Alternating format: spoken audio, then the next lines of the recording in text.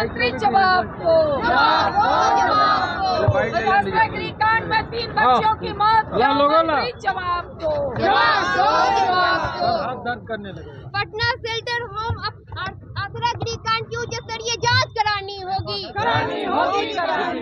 Shelter home की आसरा गृह कांड की उच्च स्तरीय जाँच करानी होगी।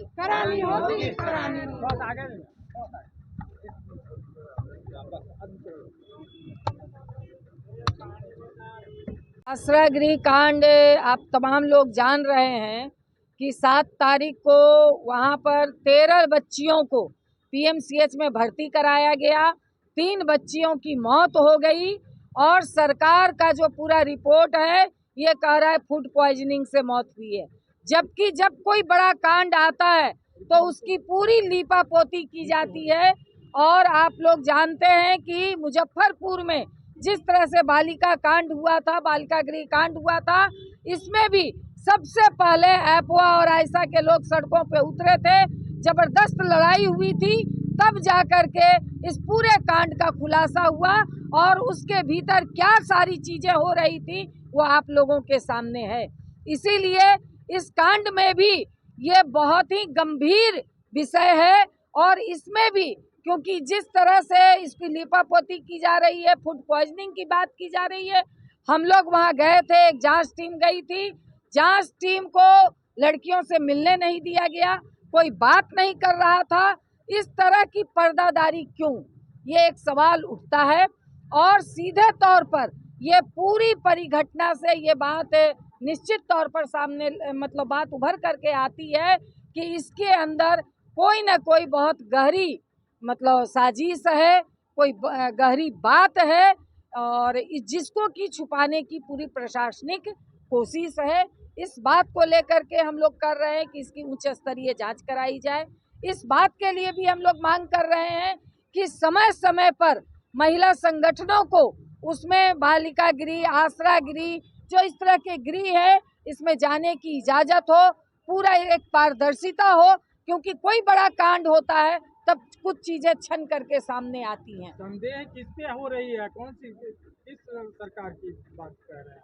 सरकार, बिहार सरकार और इसमें जो विभाग है, ये विभाग क्योंकि कल्याण विभाग के तहत ये गृह पूरा उनके नियंत्रण में चल रहा था, तो अभी तक इस पर विभाग क्या कर रहा था? मंत्री महोदय कह दे रहे हैं कि हमें कोई सूचना नहीं दी जा रही है, तो मंत्री महोदय ये कह करके अपना पल्ला नहीं झाड़ सकते हैं। उनकी जिम्मेवारी बनती है, उनको उनकी जांच की जिम्मेवारी बनती है। तो इसलिए नैतिकता के आधार पर तो सबसे पहले मंत्री महोदय को इस्तीफा देना चाहिए। वहाँ की जो अध्यक्ष ये हैं, जिम्मेवार हैं, प्रभारी हैं, इनको हटाया गया है, निलंबित किया गया है आसरा गृह का। ये पिछले बालिका गृह कांड में भी छोटी मछलियों को फंसाया गया था। इस बार भी यही कोशिश चल रही है कि छोटी मछलियों पे कार्रवाई करके मामले को लीपापोती कर दिया जाए। जांच कराना चाहते हैं आप? ये बिल्कुल न्यायिक जांच हो, न्यायिक जांच हो। डीएम ने कहा है, आदेश दिया है, जांच तो जो कमेटी भी बनी है, 3 लोगों की कमेटी भी बनी है, मगर इसकी एक न्यायिक जांच हो, मतलब रिटायर्ड जज से जांच कराया जाए, ये हम लोग मांग कर रहे हैं। ये तो सामने आ गया बालिका गृह कांड में ना। बालिका गृह कांड में जो मुजफ्फरपुर में हुआ था, इसी तरह तो दबाया जा रहा था कि कुछ नहीं है, सारा कुछ साफ है। और मतलब उसके बाद सारी चीजें सामने आ गई। आज भी ब्रजेश ठाकुर जेल के अंदर बंद है, मगर वो किसका दाहिना हाथ था ये भी जग जाहिर है।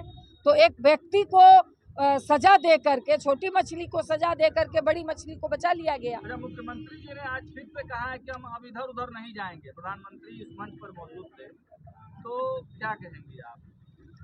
देखिए, ये हमारे मुख्यमंत्री बार बार हमारे बिहार की जनता को शर्मसार करते हैं और ये कहीं ना कहीं अपने बचने के लिए ये बार बार इनको मतलब सफाई देनी पड़ रही है, पैर छूना पड़ रहा है। तो ये शायद वो अपने बचने की राजनीति कर रहे हैं। जो मामला है बिल्कुल ये सदन में भी उठेगा और सड़कों पे भी आंदोलन तेज होगा जब तक कि इसकी पूरी चीजें साफ नहीं हो जाती हैं। नहीं, और प्रीति आयशा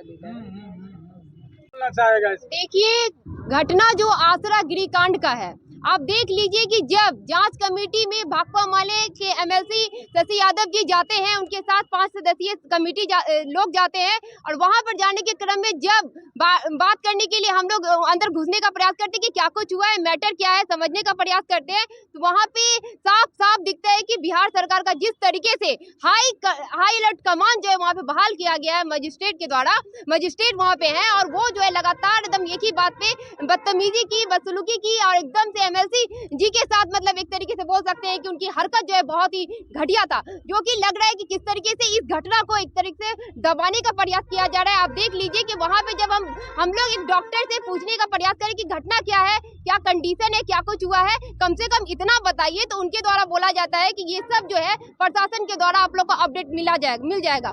तो हम लोग कुछ भी नहीं बोल सकते। तो आप समझ सकते हैं कि डॉक्टर भी इस बात को बोलने के लिए तैयार नहीं है कि क्या कुछ हुआ है। उसके बाद लगातार जो है हम लोग इस चीज को जानने का प्रयास किए। वहाँ पे जो भी आंकड़ा बता रहे थे कि जितनी लड़कियां भर्ती हुई है, कहने का मतलब है 7 तारीख के डेट में घटना घटा है और बता रहे कि 7 तारीख के डेट में स्थिति बिगड़ा तो पीएमसीएच में लोग को लाया गया। 7 तारीख के डेट में एक लड़की मर जाती है, तुरंत मरने के बाद उसका इलाज हुआ बुरे तरीके से, उसके बाद बताया जा रहा है कि खिचड़ी खाने से मौत हुई है। तो खिचड़ी जो है उस लिस्ट में जो जिस दिन गुरुवार है उस दिन हम लोग जब दूसरे बार पटेल नगर स्थित जो आसरा गृह में पहुंचे हैं तो वहां पे देख रहे हैं मेन्यू लिस्ट में खिचड़ी भी नहीं है। तो एक तरीके से खिचड़ी भी जो बताया जा रहा है कि खिचड़ी खाने से फूड पॉइजनिंग हुई है, इस पे भी संदेह है हमें कि सख्त जांच हो, क्योंकि ये भी मामला हमको लग रहा है कि कोई फूड पॉइजनिंग नहीं है, कुछ और भी मामला हो सकता है। तो लगातार अभी तक 3 लड़की जो है मर चुकी है और हालत जो है कुछ 9 से 10 लड़की का हालत बहुत ही गंभीर है, कुछ भी हो सकता है। और ऐसे में हम लोग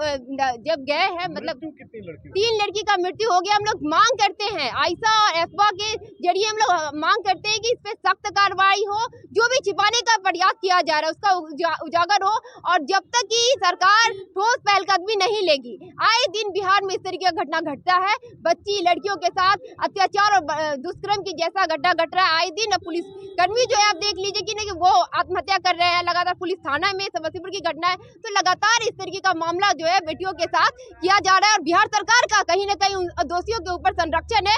हम मांग करते हैं कि सख्त कार्रवाई हो, उन सभी दोषियों को अरेस्ट किया जाए और हम जब तक मांग पूरा नहीं होगा तो आगे हम लोग का आंदोलन फिर जारी रहेगा।